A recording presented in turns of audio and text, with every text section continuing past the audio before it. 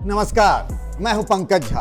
बात करते हैं राजनीति की, यूपी चुनाव की, जहां धर्म ही धीरे धीरे बीजेपी के लिए कर्म होता जा रहा है और वो भी एक ऐसे नारे को बदल दिया गया है जो पिछले 30-35 सालों से बीजेपी की राजनीति को दशा और दिशा देती रही है। और यही वो नारा था जिसके दम पर, जिसके बलबूते पर आज यूपी में बीजेपी की सरकार है। 14 सालों के वनवास के बाद सत्ता में बीजेपी की वापसी हुई है और उसी सत्ता को बचाए और बनाए रखने के लिए बीजेपी ने नारा बदल दिया है।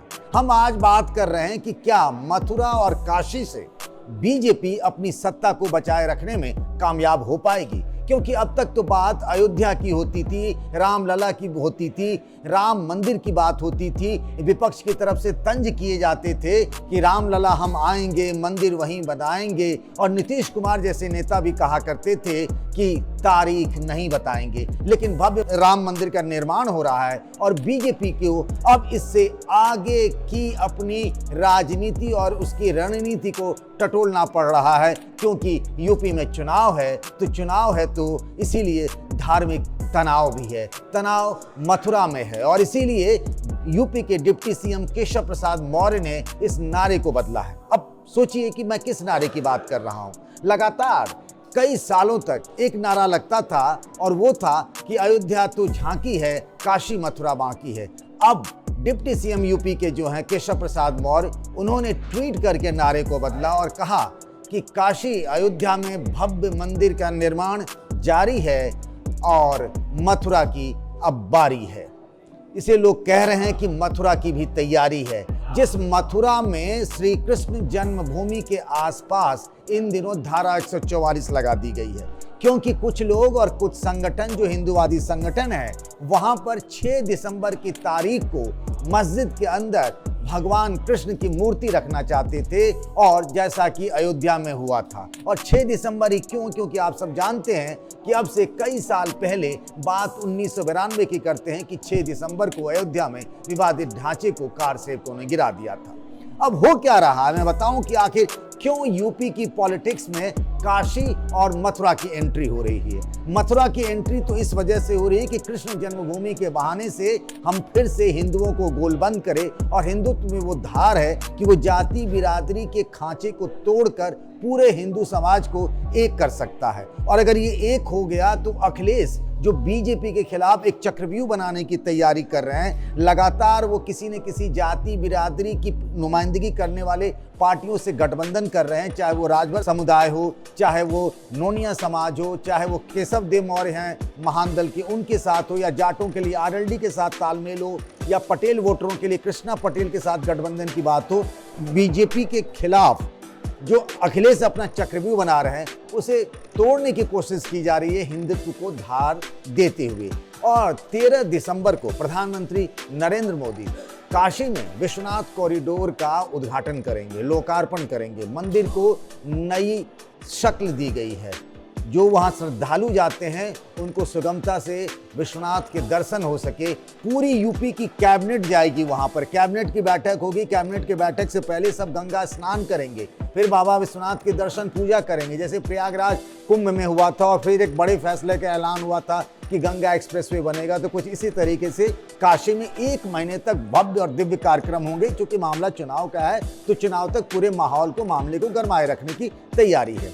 अब ये बात अयोध्या से चलकर काशी और मथुरा क्यों पहुंच रही है? वो इसीलिए पहुंच रही है कि अयोध्या में राम मंदिर का निर्माण हो रहा है। अब उस नारे में या उस मुद्दे में उतनी ताकत नहीं रही, उतना दम नहीं बचा। इसीलिए अगर आपने देखा होगा पिछले कुछ दिनों में योगी आदित्यनाथ को लगातार चुनावी मंचों से भाषण देते हुए, जिसमें वो 1990 के राम भक्तों पर मुलायम सिंह यादव की सरकार में जो गोलियां चली थी उसका जिक्र कर रहे थे कि जो पार्टियां राम भक्तों पर गोलियां चलाती थी, आज उन्हें हिंदुओं की फिक्र हो रही है, चिंता हो रही है।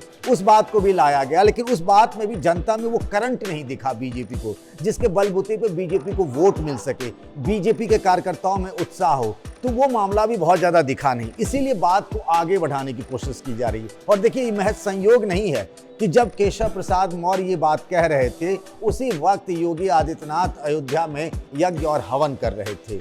और यही नहीं, जैसे ही केशव प्रसाद मौर्य ने ये बात कहा, उस बात को आगे बढ़ाया। बीजेपी के एक से एक सांसदों ने, मंत्रियों ने, नेताओं ने होड़ सी मच गई कि उन्हें लगा कि इस मुद्दे में करंट है और इसी बहाने हिंदुओं को एकजुट किया जा सकता है। इसीलिए अब चूंकि अयोध्या का तो मंदिर निर्माण हो रहा है, अब उस नारे में और उस भाषण में, उस बयानों में वो ताकत नहीं बची। इसे पूरे हिंदू समाज को कैसे जोड़ा जाए? और देखिए, अभी लोगों को लग रहा होगा कि इससे वो बात नहीं बन सकती है, लेकिन कौन जानता था। और हम सब ने देखा कि 2017 के विधानसभा चुनाव में कैसे शमशान बनाम कब्रिस्तान इतना बड़ा मुद्दा हुआ कि बीजेपी को प्रचंड बहुमत मिली।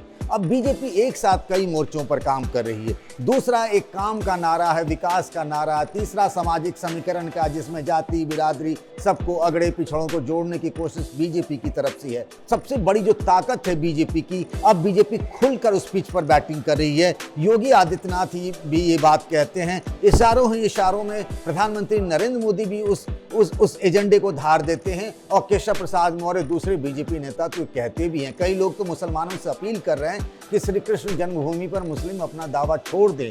बीजेपी के कुछ नेता ये कह रहे हैं कि फिर से वो बलिदान देने को तैयार है। यानी बात उकसाने की है, बात किसी तरीके से सांप्रदायिक ध्रुवीकरण हो जाए, जिससे विपक्ष का खेल खराब हो जाए, गेम खराब हो जाए। वो गेम जिसके चक्कर में बीजेपी लगातार 3 चुनाव, 2014 का लोकसभा चुनाव, 2019 का लोकसभा चुनाव और 2017 का यूपी विधानसभा चुनाव जीत गई है। इसीलिए बीजेपी के लिए अब ये नारा बदल गया है काशी और मथुरा को लेकर। और बीजेपी अब हिंदुत्व की धार को तेज करने के लिए एक नए एजेंडे पर है और उसका चेहरा तैयार किया गया भगवान कृष्ण की जन्मभूमि बांके बिहारी के नाम पर मथुरा और भगवान महादेव यानी बाबा विश्वनाथ के नाम पर काशी।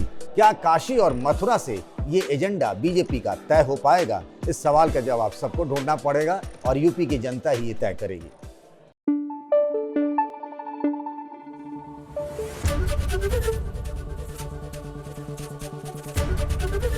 एबीपी न्यूज आपको रखे आगे।